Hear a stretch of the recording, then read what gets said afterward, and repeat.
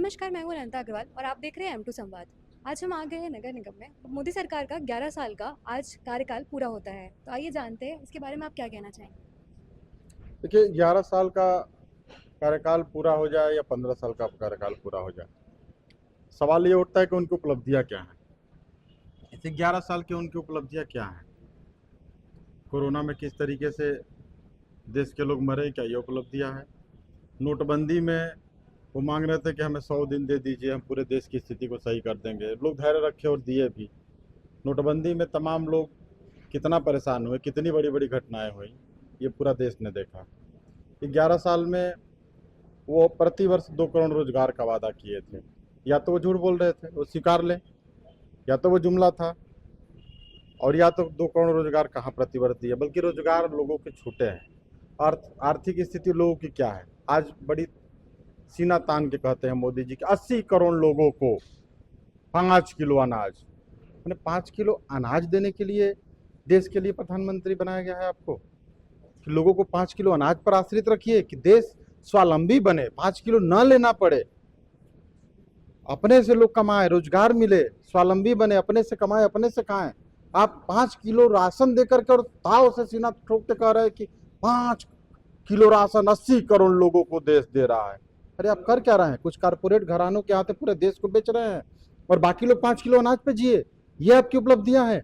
आप बनारस के सांसद हैं, यहाँ के सांसद हैं, यहाँ सांसद लोग चुने हैं, प्रधानमंत्री चुने हैं। लोग कहते हैं कि हमने प्रधानमंत्री चुना है, तो लोगों की बात पे ही आ जाते हैं। कितनी यूनिवर्सिटियां दी हैं आपने। बीएचयू यहाँ एक यूनिवर्सिटी है जिसमें अस्पताल है, उस अस्पताल को एम्स का दर्जा देने वाले थे। आज पूरे पूर्वांचल से लेकर बिहार तक लोग वहाँ इलाज कराते थे, एम्स का दर्जा मिल गया। कितनी यूनिवर्सिटियां खुली, कितने नए हॉस्पिटल खोले, कितने रोजगार के अवसर दिए, बताए ना। बनारस की बात मैं कर रहा हूँ। सिर्फ सड़कों को बाहर से जो लोग आए उस पर लाइट चाइनीज लगा करके और ये दिखाना कि विकास कर रहे हैं, ये कहाँ से सही है? किस आधार पर हम मान लें कि 11 साल की उपलब्धियां हैं? वो अपनी उपलब्धियां बताएं ना, कौन सी उपलब्धि उनकी है। आज आप बात करते हैं, भाजपा के लोगों से बात करेंगे तो राम मंदिर बना दिए मोदी जी। अरे राम मंदिर बना दिए। आज आप देखिए इंडियन नेशनल कांग्रेस का प्रेस कॉन्फ्रेंस प्रदेश अध्यक्ष अजय राय जी ने किया है। राम मंदिर के आसपास राम पथ पे तमाम दारू के ठेके खुले हुए हैं। आपके राज्य में रोज नए दारू के ठेके खुल रहे हैं। युवा नशेड़ी होते जा रहे हैं, नशा की लत लगाई जा रही है प्रायोजित होकर के। आप देश को सुधारने की जगह नशे की लत में युवाओं को भेजना चाहते हैं ताकि युवा सोच ना पाए और आपको वोट देता रहे और आप चुनाव जीतते रहे। और उनके पास मुद्दा क्या है? सिर्फ हिंदू और मुस्लिम, देश का बंटवारा। किस प्रकार से आप सरकार चला रहे हैं? यदि मुस्लिम आपके देश में है तो आप उनको अलग करके क्या दिखाना चाहते हैं कि देश फिर बटे?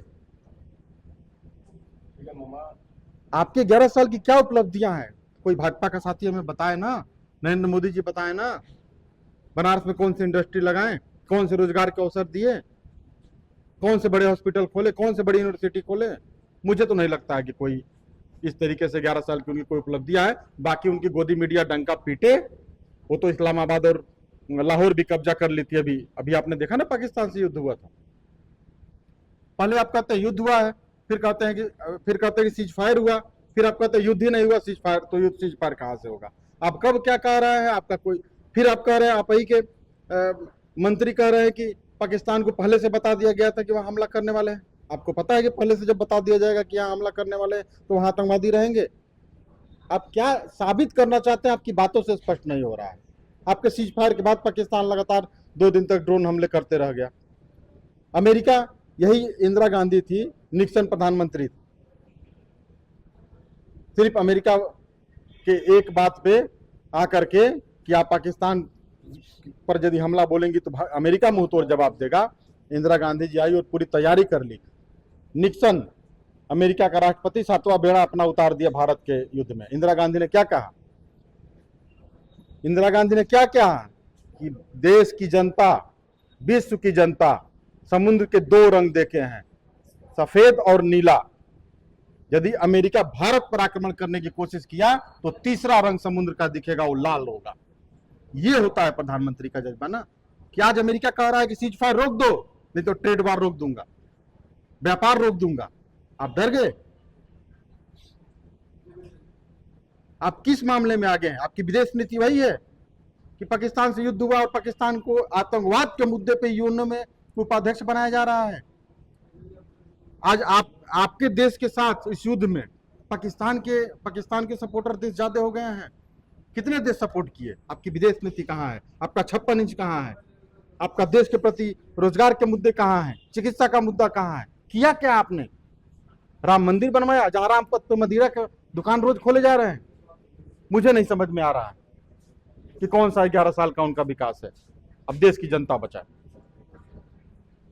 तो आपके हिसाब से मोदी ने कुछ काम नहीं किया, तो अगर उन्होंने बाहर जाके दूसरों से संबंध नहीं बनाए होते तो रशिया भी हमारी हेल्प नहीं करता। तो इस बारे में आप क्या कहना चाहेंगे? एक बात आप समझ जाइए, रसिया आज भारत की देन है, भारत के प्रधानमंत्री की देन है कि आज रसिया खुलकर हमारे साथ नहीं है। यही रसिया ने 7वां बेड़ा अमेरिका का रोका था अरब सागर में और बढ़ने नहीं दिया। और यही रसिया कितना मदद किया? एक बार भी खुल के बोला है आपके मुद्दे पे? चाइना ने खुलकर मदद किया पाकिस्तान का। चाइना तो शुरू से आपका दुश्मन रहा है, पाकिस्तान आपका दुश्मन बैठा हुआ है, चौतरफा घेर रहा है चाइना आपको। कहाँ विदेश नीति आपकी है? रसिया कौन सा भारत का समर्थन अभी तक किया है? ये तो यही रसिया भारत के तरफ से युद्ध लड़ने का कार्य किया है। आज अमेरिका के चलते हम रसिया जैसे अपने मित्र को इस नरेंद्र मोदी के चलते खिलाफ बनाकर बैठाए हुए हैं। जैसे रशिया की S-500 थी, वो मिसाइल तो रशिया की दी हुई थी। देखिए, रसिया हो या अमेरिका हो, मिसाइल देना एक व्यापार होता है। वो मिसाइल फ्री में नहीं दिए हैं। फ्री में वो होता है कि जब इंदिरा गांधी ने आह्वान किया रसिया से कि अमेरिका 7वां बेड़ा उतार दिया है, मित्रता यदि निभानी है तो आप मेरा साथ दीजिए। और भारत की बंगाल की खाड़ी पहुंचने से पहले रसिया ने 7वें बेड़ों को रोक दिया और कहा कि भारत पर आक्रमण से पहले रसिया से युद्ध करना पड़ता है। ये मित्रता होती है ना। रसिया तो बराबर मिसाइल देता रहा है। ये अमेरिका हो, रसिया हो, चाइना हो, ये बड़े देश है विश्व के जो हथियार की सप्लाई देते हैं, तो उसमें रसिया ने भी दिया। लेकिन रसिया आपके साथ कहाँ युद्ध में खड़ा हुआ? कहाँ ये कहा कि नहीं भारत सही है, पाकिस्तान को नस्तो नाबूद करो, आतंकवाद के मुद्दे पे मैं भारत के साथ हूं? कौन सा ऐसा देश है, आप बता दीजिए, आप पत्रकार हैं, कौन सा ऐसा देश है जो खुल के कहा हो कि आतंकवाद के मुद्दे पे मैं भारत के साथ हूं, पाकिस्तान को मिटा कर दीजिए, पाकिस्तान को उसका जवाब दीजिए, आतंकवादियों को खोज खोज के मारिए? कोई एक देश कह रहा हो तो बताइए। पाकिस्तान के साथ कौन कौन है वो पूरा विश्व देख रहा है। आज कैसे यूएन में उपाध्यक्ष बना दिया गया आतंकवाद के मुद्दे पे पाकिस्तान को? जिस पाकिस्तान पे आप आतंकवाद का आरोप लगाते हैं, उसी पाकिस्तान को यूएन में आतंकवाद के मुद्दे पे उपाध्यक्ष का पद दिया जा रहा है। कौन सी विदेश नीति है आपकी? कौन सा 56 इंच है? किस आधार पे हम मान ले? कुछ बता दे साथी हमारा। अच्छा, मोदी और ओबीसी को, जो मोदी को ओबीसी की मदद लेनी पड़ी, उस पर आपकी क्या राय है? मोदी जी को क्या लेना पड़ा? ओबीसी की मदद लेनी पड़ी। ओबीसी, ओवैसी, ओवैसी। देखिए, ओवैसी ही नहीं, मैं देश के हर नेता और हर दल की बात करता हूं। मदद लेने की जरूरत नहीं है। ओवैसी हो या कांग्रेस हो या सपा हो या आरजेडी हो या कोई भी भारत की पार्टी हो, वो बिना मदद मांगे आपके साथ खड़ी है। आप युद्ध करिए, आप लड़िए। कौन उनके खिलाफ था थोड़ा बता दीजिए। ओवैसी की क्यों बात करिए कि मदद ली? आप सबकी मदद लीजिए। पूरे देश की पार्टी आपके साथ है। आतंकवाद के मुद्दे पे, राष्ट्रवाद के मुद्दे पे, पाकिस्तान के मुद्दे पे, भारत की अस्मिता पे यदि आंच आएगी तो भारत का हर नौजवान, भारत का हर दल मोदी जी के साथ खड़ा है। मदद मांगने की जरूरत नहीं है, मदद देने के लिए खड़ा है। उस पर आप क्या कहना चाहेंगे?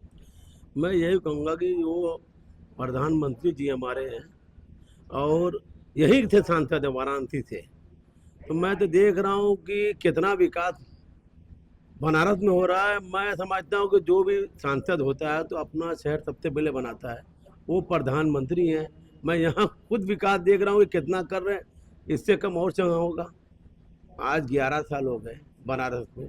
बनारस में रोजगार की स्थिति तो ये हो गई है कि आदमी यहाँ से प्लान कर रहा है बराबर। और खास तौर से जो है जितने बुनकर समाज के लोग हैं, लगभग कई लाख लोग अब तक बनारस से प्लान करा के अन्य शहरों में, खास तौर से जो है बेंगलोर, सूरत, अहमदाबाद, बॉम्बे, जहाँ रोजगार मिल रहा है अपनी रोजी रोटी के लिए तलाश में भाग रहा है। तो ये है प्रधानमंत्री का क्षेत्र। यहाँ पर कारोबार नहीं है बुनकर के लिए और अन्य वर्गों के लिए किसी के लिए कुछ भी नहीं है। आज एक कारखाना नहीं लगा सके, एक ने इन्होंने बनाया बहुत धूमधाम से बुनकर फैसिलिटी सेंटर लालपुर में। वो क्या हाल है, बुनकर के लिए कुछ नहीं हो, सिर्फ भाजपा की जो है ऑफिस हो गई। नाम तो दिया गया बुनकर फैसिलिटी सेंटर, मगर वो सेंटर नहीं बचा, सिर्फ जो है वो भाजपा का जो है कार्यालय बन गया है। ये हाल है। बनारस में आप प्रधानमंत्री हैं, यहाँ से सांसद हैं, आप यहाँ पर जो है ड्राइंग प्लान, फिनिशिंग प्लान कुछ ऐसा देते जिनसे कि लोगों को रोजगार मिलता।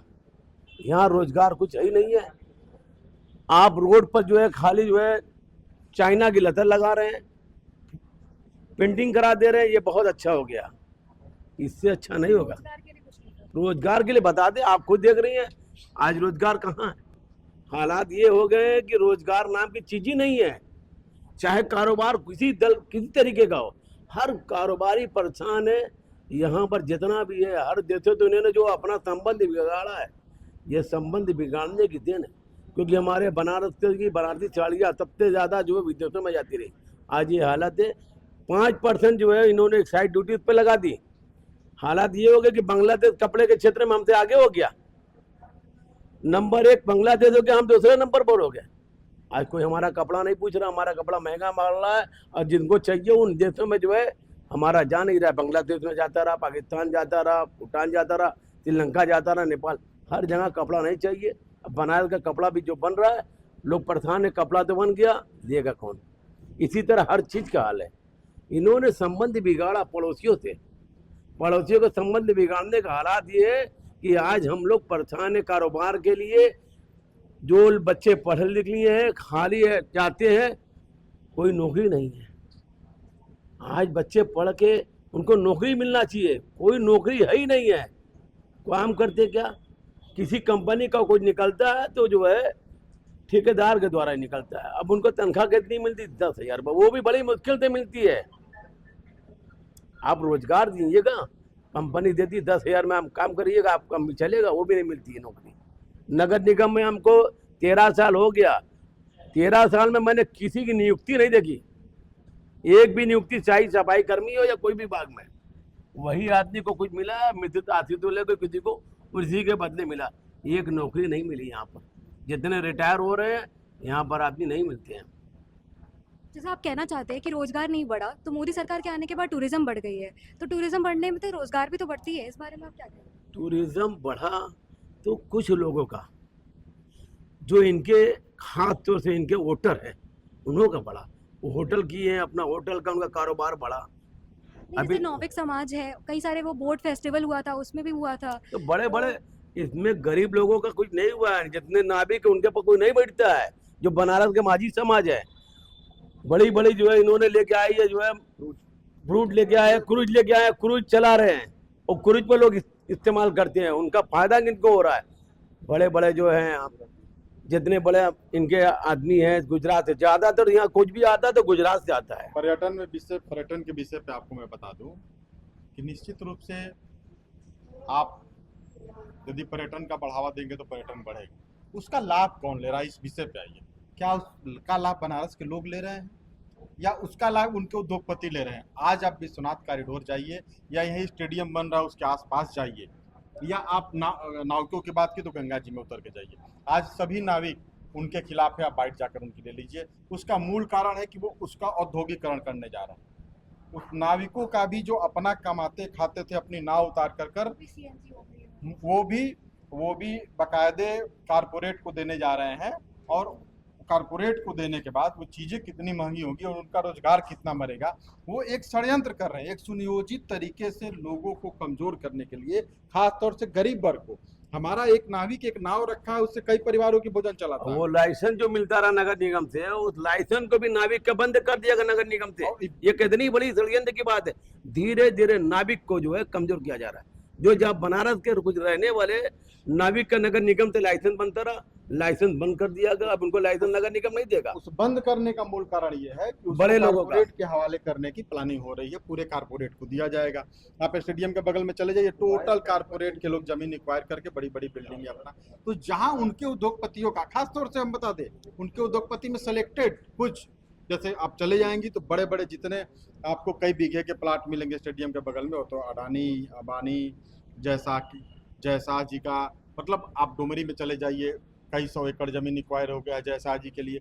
तो ये पूरा जहां इनको अपने उद्योगपतियों का लाभ दिखता है, इसमें ये नहीं है कि इसलिए पर्यटन को बढ़ावा दिए हैं कि इससे यहाँ बनारसियों को लाभ मिले या लोकल गरीब बनारस के नहीं बाहर के भी गरीब मजदूर उसका लाभ उठाए, कारपोरेट उसका लाभ उठाए। मकसद क्या है?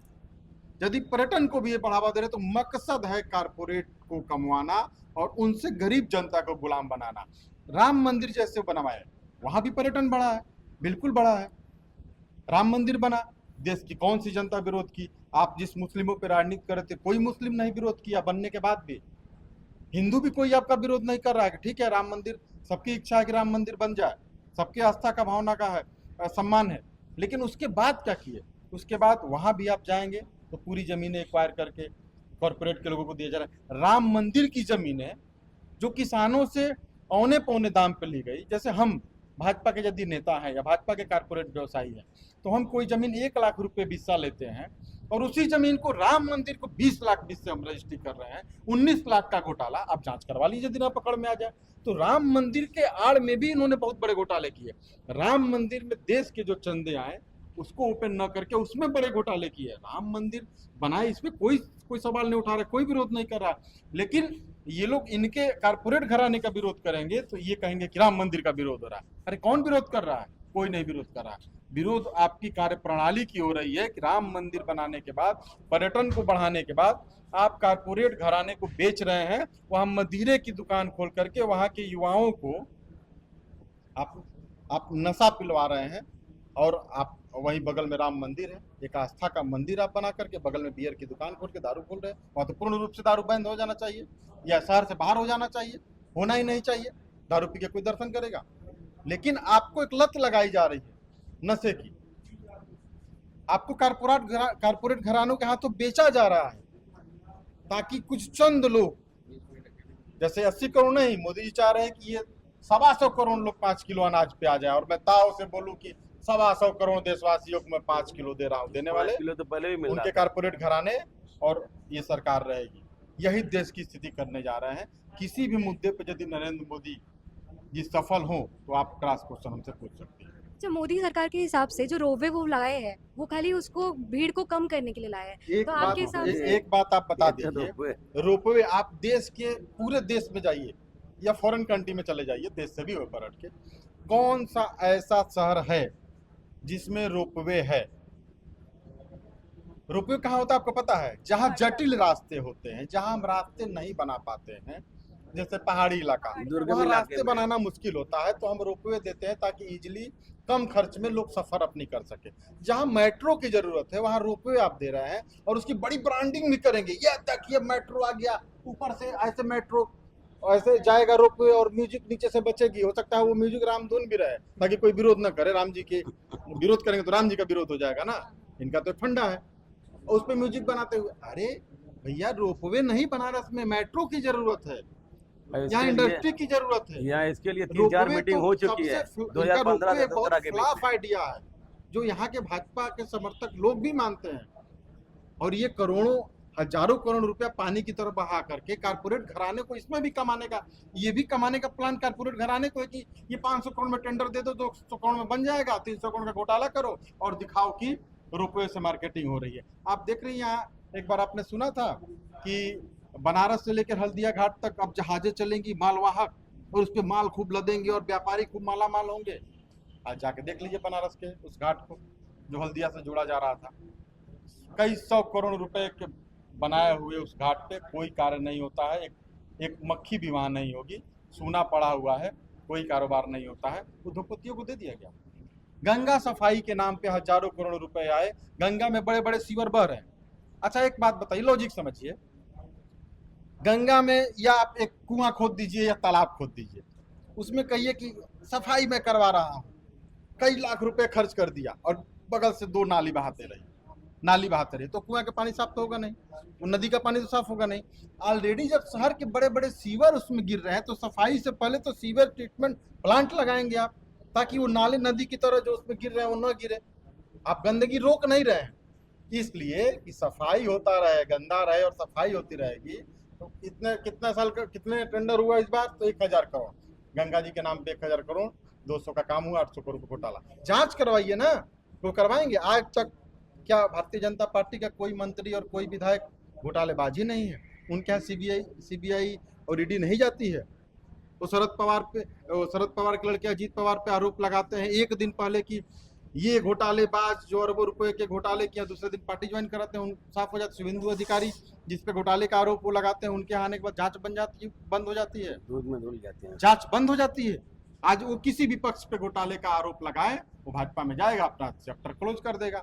तो समझिए, जब विपक्ष के लोग उनके यहाँ जा रहे हैं तो उनकी फाइलें बंद हो जा रही हैं, तो उनके अपने घोटालेबाज की कभी जांच हो सकती है?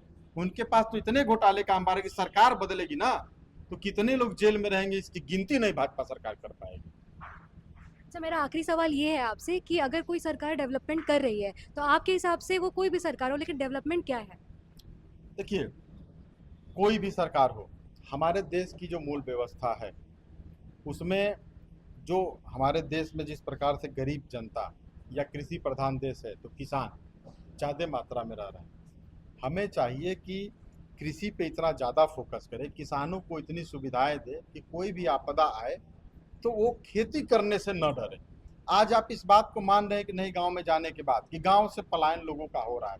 क्यों? क्योंकि 10 बीघा खेत मेरे पास है, लेकिन एक परिवार का भोजन मैं नहीं चला पा रहा हूँ, कहीं आपदा आ गई, कृषि के सामान आप महंगे करते जा रहे हैं। उनका एक और ट्रेंड है, महंगा वो कैसे करते हैं? 50 किलो की बोरी है 500 की, वो बोरी करेंगे 450 की। वाह मोदी सरकार, वाह 50 रुपये घट गया, हम भी ताली बजाते हैं, चलो किसानों को फायदा हुआ। फिर उसके बाद वो क्या करते हैं, वो बोरी 50 किलो वाली 40 किलो हो जाती है। मतलब वो बोरी जो 500 रुपये की 50 किलो की थी वो 40 किलो हो जाती है। उसका मूल कीमत 400 होना चाहिए, उस पर वो 50 रुपये अधिक लेते हैं, 450 करते हैं। और ढिढोरा किस चीज़ का पीटते हैं कि 50 रुपये मैंने सस्ता कर दिया, 10 किलो कम कर दिया, ये बात छुपा देंगे और ये उनकी गोदी मीडिया भी छिपा देगी। तो किसानों को आप स्वावलंबी नहीं बनाएंगे, मजबूत नहीं बनाएंगे, हमारे देश के गरीबों को रोजगार नहीं देंगे, मजबूत नहीं बनाएंगे, तो फिर देश का विकास कैसे संभव है? आखिर देश चलता है इनकम टैक्स पेइयों पे। जब टैक्स पेयर रहते हैं तो सरकार के पास पैसे आते हैं, उसी पैसे से विकास होते हैं। टैक्स देगा कौन? जब लोग हमारे रोजगार करेंगे, कमाएंगे, तो वो टैक्स देंगे, उस पैसे से देश का विकास होता है। तो आज तो अरबों अरबों रुपए उद्योगपतियों को घोटाले में दिए जा रहे हैं। फिर क्या होता है, आप देखेंगे कि कई उद्योगपतियों का, आप खुद गूगल पे सर्च कर लीजिए या पता कर लीजिए, आप इस बात को मान लीजिए कि नहीं कि हजारों करोड़ रुपए कई उद्योगपतियों को एनपीए में सरकार ने माफ कर दिया है कि इनका घाटा लग गया, इनको माफ कर दो। एक गरीब आदमी यदि 1 लाख का लोन लेता है तो उसके घर का दरवाजा उखाड़ लिया जाता है यदि वो नहीं दे पाता है, तो वहाँ 1000 करोड़ का लोन माफ कर दिया जाता है। लाखों लोगों में पैसा वो बढ़ जाए तो उस पैसे से देश की जनता का कितना स्वावलंबन बढ़ जाएगा, विकास बढ़ जाएगा।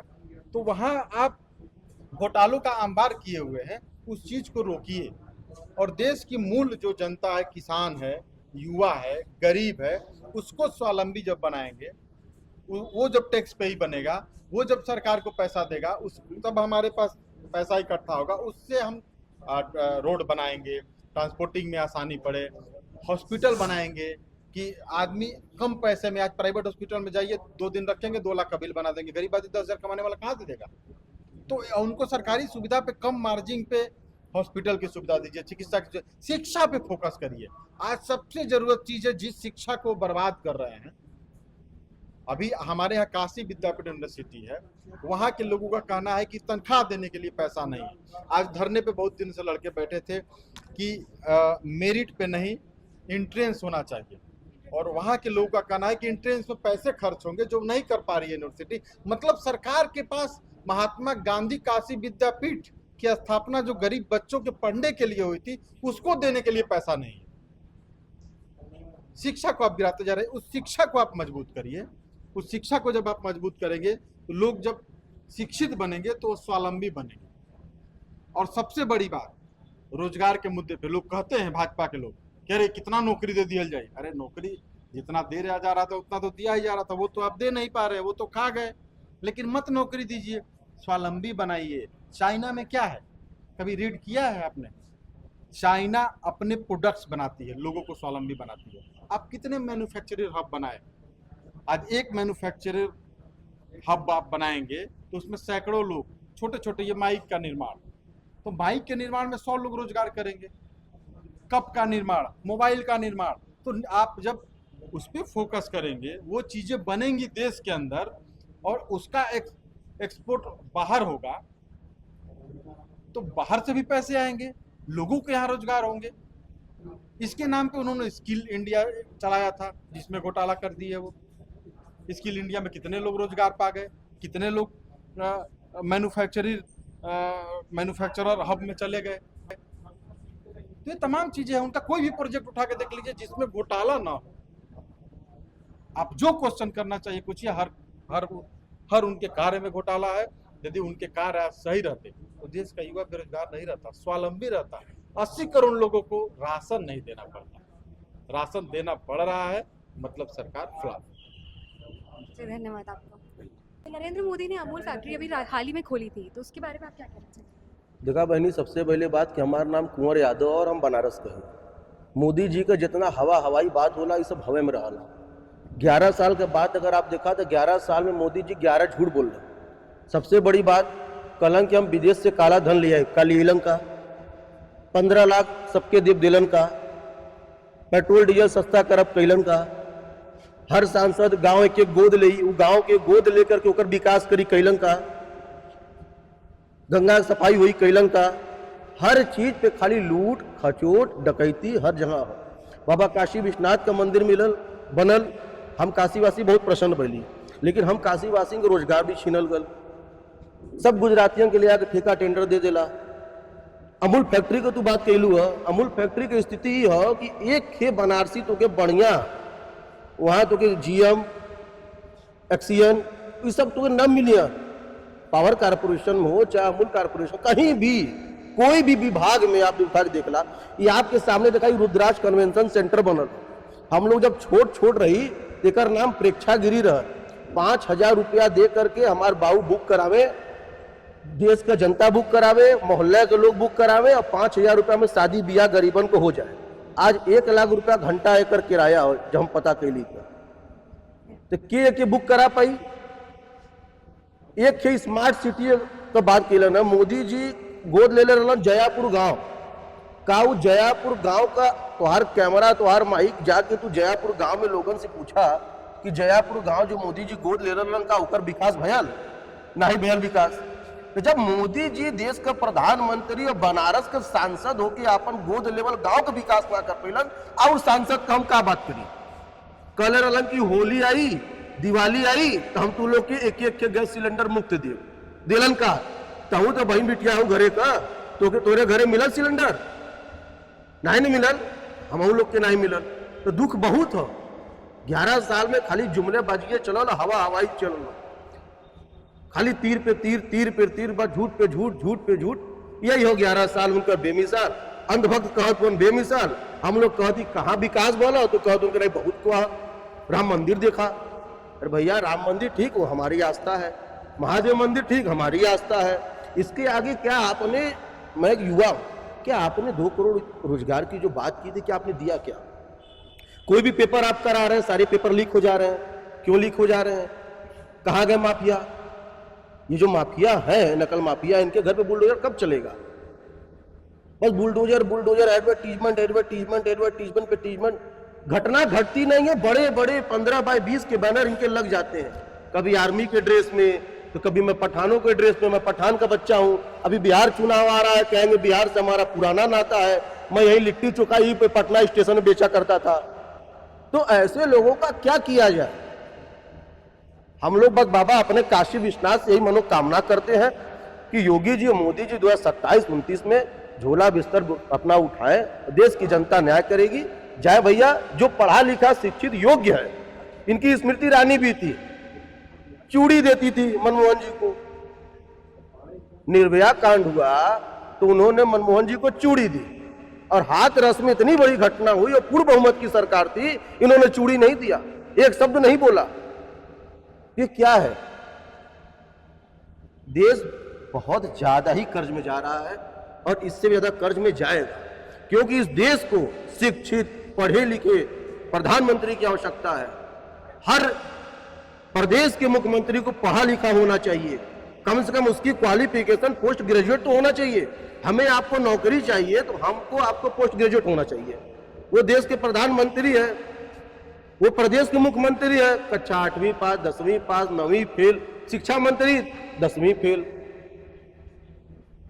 तो ये सब क्या है? मेरा आपसे एक सवाल है, जैसे भी विश्वनाथ कॉरिडोर बना है तो उसी तरह काल भैरव कॉरिडोर बनने की भी बात हो रही है। अरे तो आपके हिसाब से क्या काल भैरव कॉरिडोर काल Bhairav corridor, Vishwanath corridor, Vindhyachal corridor, अब सारे कॉरिडोर बनाइए। 1000, 21, 51, 11,000 का हमारे हमसे पर्ची कटवाई, हम काट के चंदा देंगे। सबसे पहला चंदा मैं दूंगा। धर्म की बात अपनी जगह है, मैं बार बार कह रहा हूं। कॉरिडोर बनने से रोजगार बढ़ेगा आपको लगता है? रोजगार क्या बढ़ेगा? कॉरिडोर बढ़ने से रोजगार क्या बढ़ेगा? आप ये बताइए। चल के हम लोग BCA MCA करके बीटेक एमटेक करके चले माला की दुकान खोले, का जजमान 30 रुपया माला, का जजमान 30 रुपया माला। इनकी सेक्टर कहां है? IT सेक्टर कहां है? आप बताएंगे IT सेक्टर कहां है? कहीं कोई व्यवस्था नहीं। बच्चे पढ़ के बीटेक एमटेक कर करके घर पे हैं। बच्चों की शादियां नहीं हो रही, 30 साल 35 साल उम्र हो जा रही, शादियां नहीं हो रही। क्यों नहीं हो रही है? भाई सब जॉब नहीं है। जब सरकारी नौकरी होगा नहीं तो हम शादी करेंगे नहीं। सबको सरकारी नौकरी वाला दामाद चाह रहा है। ये भी एक समस्या आज के युवाओं का है। उम्र निकलता चला जा रहा है। जब उम्र निकल रहा है तो आदमी सोचा चलो भैया कहीं भी शादी कर दो। फिर उसके बाद शादी करने के बाद पत्नी ले जा रही है, हनीमून कराने के बहाने हत्या कर दे रही है। यही देश में चल रहा है और देश में कुछ चल नहीं रहा है। बाकी अब 11 साल जो पूरा हुआ है उसमें आपसे कितने संतुष्ट है, क्या बता सकते? देखिए, जो 11 साल इन्होंने सरकार चलाया, मोदी जी इस देश के सबसे कमज़ोर और सबसे निकम्मे प्रधानमंत्री हैं। जिसको देखा जाए 14 के पहले इन्हीं का एक बाइट था कि पाकिस्तान हम पर हमला करता है और हम अमेरिका चले जाते हैं, और वहाँ ऐसे ऐसे मिमिक्री करके बता रहे थे। तो प्रधानमंत्री जी को तो ये शोभा देता नहीं है कि मिमिक्री किसी का करें। तो जब आपका टाइम आया, आपने कहा कि हम POK लेके रहेंगे। आपका ये नारा था, अमित शाह जी का नारा था, सभी लोगों का था POK। जब POK लेने की बारी आई, देश का हर बेरोजगार, हर नौजवान, देश का हर किसान, देश का हर मजदूर, देश का पक्ष विपक्ष, देश का एक एक आदमी आपके साथ था।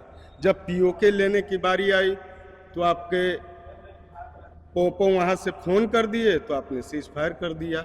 यही अमित शाह जी का बयान था जब इंदिरा जी के टाइम में लड़ाई चल रही थी, तो उनका ये बयान था संसद में कि 3 दिन बाद सीज फायर होता तो हम POK ले लेते। तो भैया आप भी 2 दिन बाद सीज फायर किए होते, POK ले लिए होते। ठीक है, कहना और करना बहुत अंतर होता है। बीजेपी सरकार एकदम फ्लॉप सरकार है। इन्होंने 14 से पहले कहा कि हम 2 करोड़ रोजगार देंगे युवाओं को। इन्होंने कहा किसान की आय दुगनी होगी। इन्होंने कहा था, न किसान की दुगनी आय हुई, न जो है काला धन आया।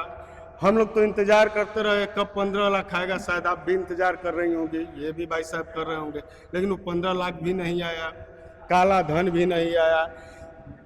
काला धन लाने के लिए कानून बराक ओबामा ने बनाया था।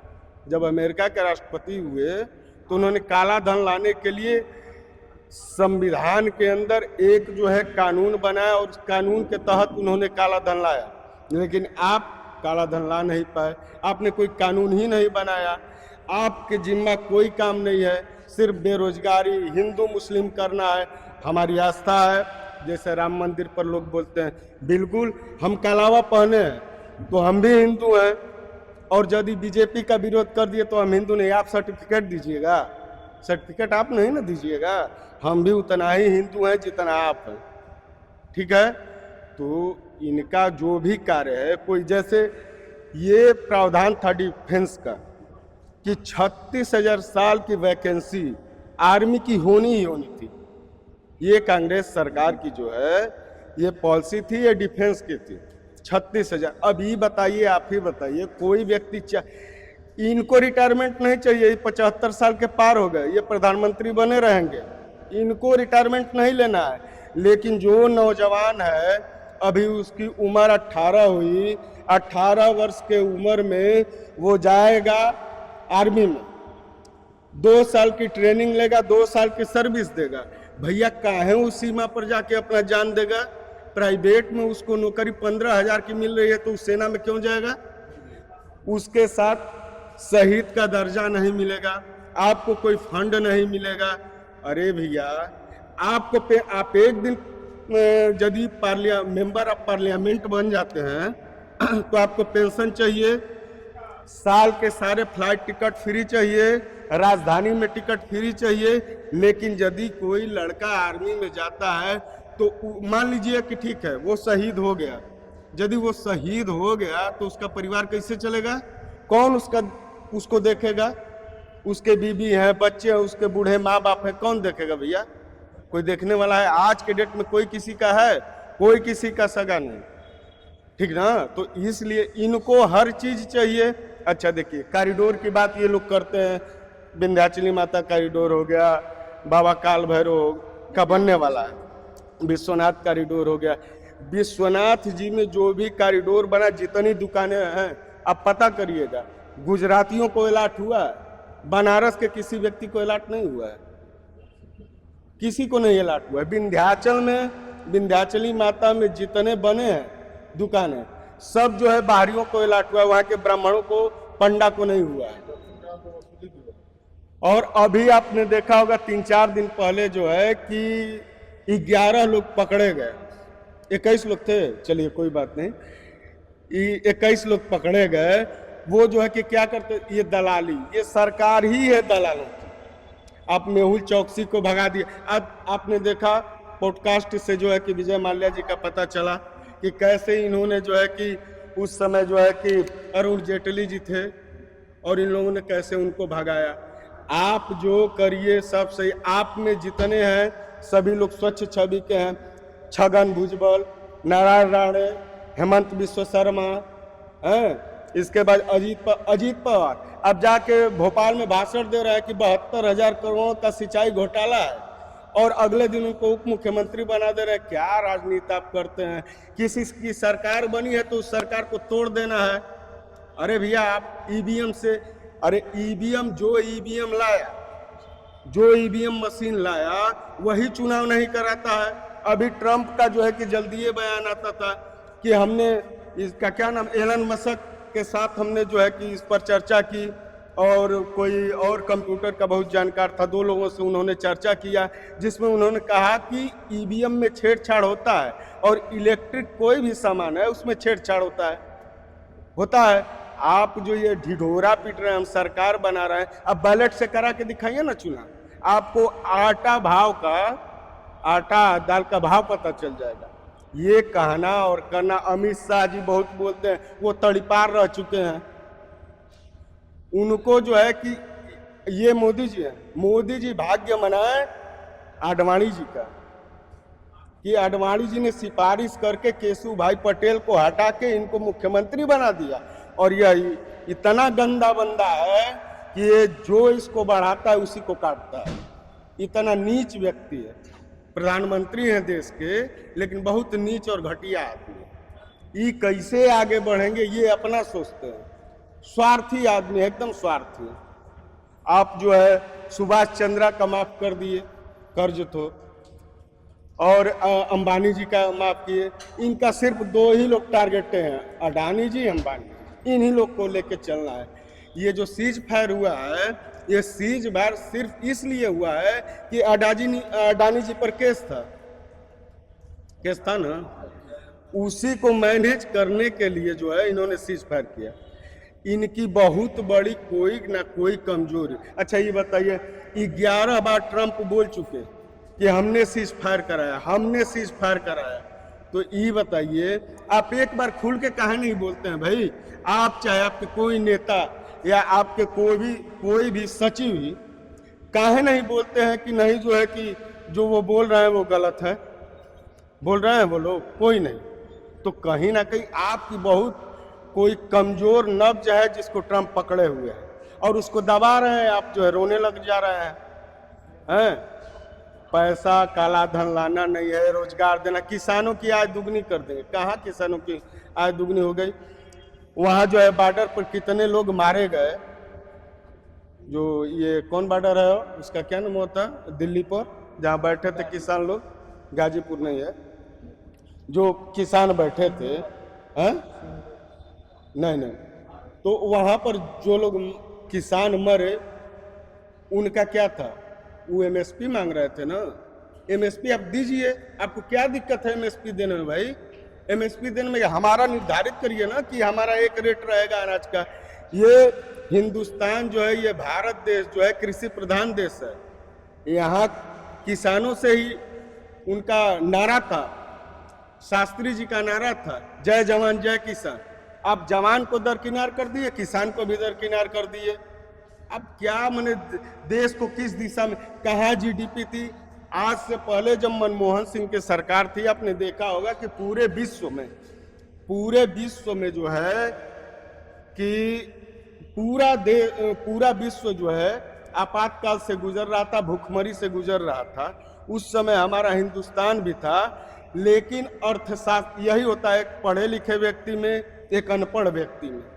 आपको तो ट्रांसलेटर चाहिए, दो आदमी पीछे बैठेंगे, उधर टैरिफ बढ़ा रहे हैं ट्रम्प, आपको ज्ञान नहीं है कि वो क्या बोल रहा है, पढ़े लिखे हैं नहीं, क ख ग आता नहीं है आपको, हैं?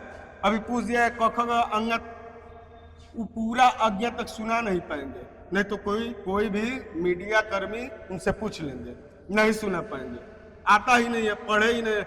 कहे कि हम चाय बेचे, जिस समय वो चाय बेचे वो स्टेशन नहीं था।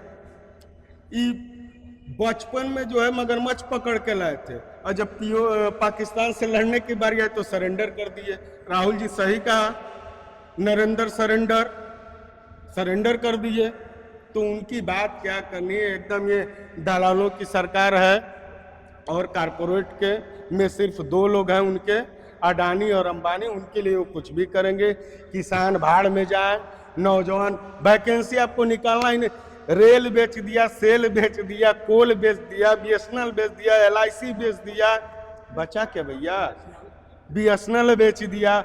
लोग कहते हैं कि मोदी जी ने बहुत सुधार किया, अच्छा लोग गाली भी देते हैं कि नेहरू जी ने ये किया। अच्छा, हर एजेंडा उनका कहीं भी जाएगा ना तो ये नेहरू का दोष है। अरे भैया ठीक है, हम कह रहे हैं कि हमारे पिताजी नालायक थे, हमारे पिताजी नालायक थे, हम बहुत लायक हुए, तो एक आप भी हैं, भाई साहब भी हैं, तो आप लायक यदि बेटी हैं तो पिताजी की जो संपत्ति या तो उसको बढ़ाइएगा, अब नहीं बढ़ाइएगा, आपकी क्षमता नहीं होगी तो जितनी संपत्ति है उस पर कायम रखिएगा। कहा गया पूत सपूत कपूत। पूत वो होता है जो पिताजी के संपत्ति जितना है उसको बचा के रखे। सपूत वो होता है कि यदि 3 बीघा जमीन है तो उसको 6 बीघा कर दे, 4 बीघा कर दे, वो सपूत हो गया। अब कपूत वो हो गया जो 3 बीघा है, साला उसको भी जो है कि वो कर दे, बेच दे। तो इनका क्या काम है? प्राइवेटेशन क्यों कर रहे हैं आप? क्यों प्राइवेटेशन कर रहे हैं? जिस समय नेहरू जी को देश मिला उस समय क्या यहाँ बनता था? कुछ बनता था? आज लोग बहुत ज्ञानी है, व्हाट्सएप यूनिवर्सिटी से बहुत लोगों को ज्ञान मिला है, इनका IT सेल है, एक क्लिक मारेगा अब रन करना चालू हो जाएगा। अरे भैया, जिस समय यहाँ जो है कि एक सुई भी नहीं बनती थी, वहां नेहरू जी ने एम्स दिया, इसरो दिया, वहां नेहरू जी ने आपको रेल दिया। रेल तो मान लीजिए अंग्रेजों के टाइम भी उसका वो किया, विस्तारीकरण किया। नेहरू जी ने क्या नहीं दिया? उस समय उनके पास क्या था? कुछ नहीं था। कल कारखाने दिए, देश को बहुत आगे उन्होंने ले गया। हर बात में दोष, यदि आप दोषी करार देते तो आप भी कुछ करिए ना भैया, आगे कुछ करिए।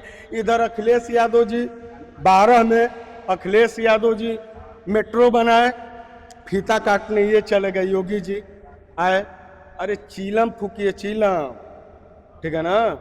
और वो लोग जितने लोग कहते हैं ना अखिलेश जी को कि जो है कि टोटी उसी टोटी से इतना पानी पिलाएंगे हम लोग जब सत्ता आएगी कि जो लोग बोले हैं ना, लिस्ट बना के हम लोग भी रखे हैं, ठीक है। और उसी CM आवास से चीलम ने निकला तो फिर कोई कहेगा। तो तो ये सत्ता और इन्होंने राजनीति को उस क्षेत्र में ला दिया है कि हर व्यक्ति के अंदर द्वेष की भावना हो गई है, हर व्यक्ति द्वेष से पीड़ित है। आप जो है आज बुलडोजर हमारे तरफ चला रहे हैं, आपके तरफ नहीं घूमेगा, खूब घूमेगा, खूब घूमेगा। आप में बाहुबली नहीं है। आप कहते हैं कि समाजवादी जो है माफियाओं की जो है कि पार्टी है, आप में नहीं है। क्या है? ब्रजेश सिंह है, सुशील सिंह है, कुलदीप सेंगर हैं, खब्बू तिवारी हैं, गुड्डू पंडित हैं, अशोक चौधरी हैं, अशोक सिंह है, अशोक चंदेल हैं। अरे बहुत माफिया हैं भैया। धनंजय सिंह हैं, विनीत सिंह हैं, बहुत लोग तो हैं भैया, आप में भी तो हैं। लेकिन नहीं, ये आपको नहीं दिखेगा, बस ये दिखेगा समाजवादी माफियाओं की पार्टी। अरे काहे का माफियाओं की पार्टी? जितना विकास किया अखिलेश यादव ने, किसी ने नहीं किया उत्तर प्रदेश में, ये एकदम सत्य बात है। और देश में विकास कांग्रेस ने किया, इन्होंने नहीं किया। बाकी बहुत ज़्यादा कुछ कहना नहीं है। एक चीज़ आप एकदम कंठस्थ हो जाइए, ये दलालों की सरकार है और ये दलाली करेंगे किसकी? अडानी और अंबानी की, बाकी किसी की नहीं करेंगे। अभी आपको पता है हरियाणा में 5,000 एकड़ में जो है अडानी जी का वो बना है गोदाम। काहे लिए बना दिया? किस लिए बना है?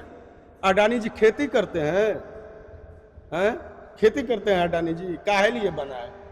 इसीलिए ना कि हम MSP नहीं देंगे किसानों का, कम रेट पर गेहूं लेंगे।